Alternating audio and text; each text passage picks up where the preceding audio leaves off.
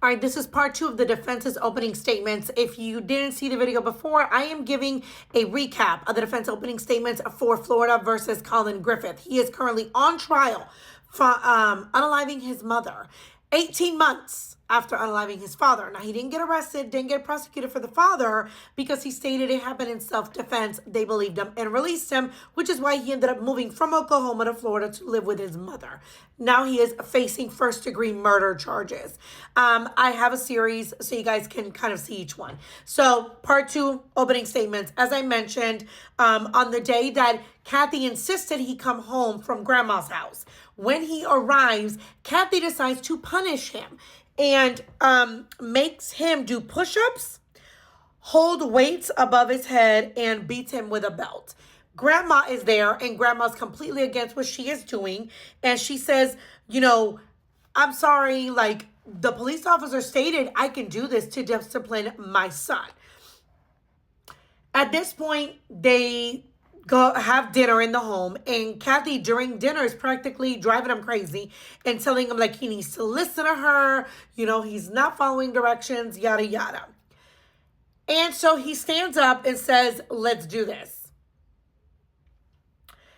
The defense states that that time police were called and he pretty much was told, you know, your mom is saying that you didn't shut up. Mom told police, you didn't shut up, so she slapped him or punched him. Now, he said, yeah, that's true.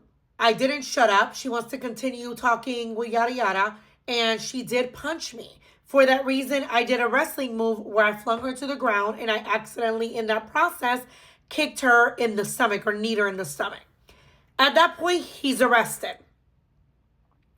He's kept overnight, and she goes to pick him up the next day. He tells the police, I don't want to go with her. If something happens to me, I am going to defend myself. Officer apparently gets upset and says, well, you're going to have to go home with her. However, after hearing what he said, the officer decides to call the police and says this kid was just picked up and he said he's going to hurt his mom. So the police end up showing up at the house. When the police show up, keep in mind he was just released out of jail. He is doing marches with weights, holding up the weights in the air. When the police arrive and see that, she said, well, yeah, he hurt me last night. And so this is what I'm doing to discipline him. Collin tells the police, I don't want to hurt her, but if she comes at me, I'm going to defend myself. And at that point, he's Baker acted again. Kathy starts calling detectives demanding that she get him back and that she's going to hurt herself too. So guess who gets Baker acted too? Kathy. At this point, police decide to craft an agreement with lawyers, etc., where both the mom and the grandmother have custody of him. This is to avoid chaos and to allow him to be, you know, with the grandmother if he needs to get space, etc. It's called the concurrent agreement. And they each have equal rights. Well, apparently Kathy doesn't understand that agreement and states that the only way the grandma would get him is if Kathy can't take care of him. So whenever he decides to go to his grandma's house, it's chaos. She starts arguing with him. She insults him. She demands that he come back to her.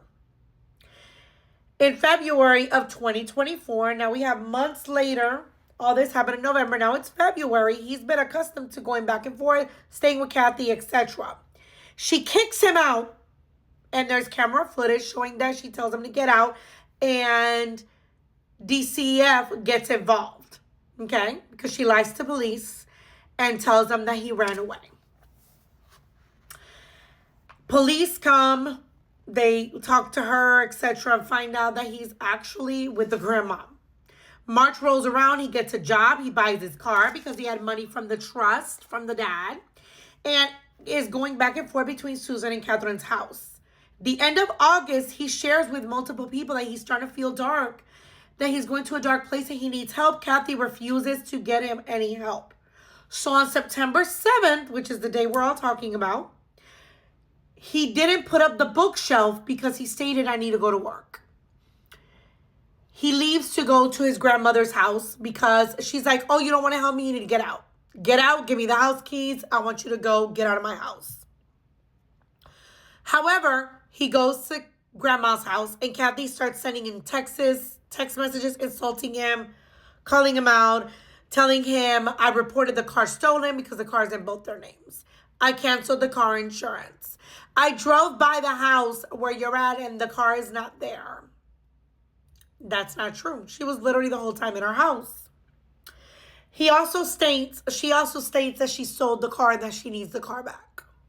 So at this point, he's not responding to her because him and his grandmother agree that the best place for him to be is with his grandmother right now. So he's not responding. He stayed where he felt safe. However, his mother gets in the car and witnesses state, because keep in mind, Susan lives in a subdivision where it's 55 and older. Family member or the witnesses are like, she came in here speeding like a bat out of hell and parks her car, getting out of the car, yelling, angry, etc. They state that she goes inside, starts arguing, comes back out of the house, and starts throwing his stuff in his car. And I guess that is when the argument ensues. And they're both yelling at each other. He pulls her by the hair, grabs her inside. And, well, as you all know, according initially to the investigators, he said that she fell on a knife. And the medical examiner said absolutely not.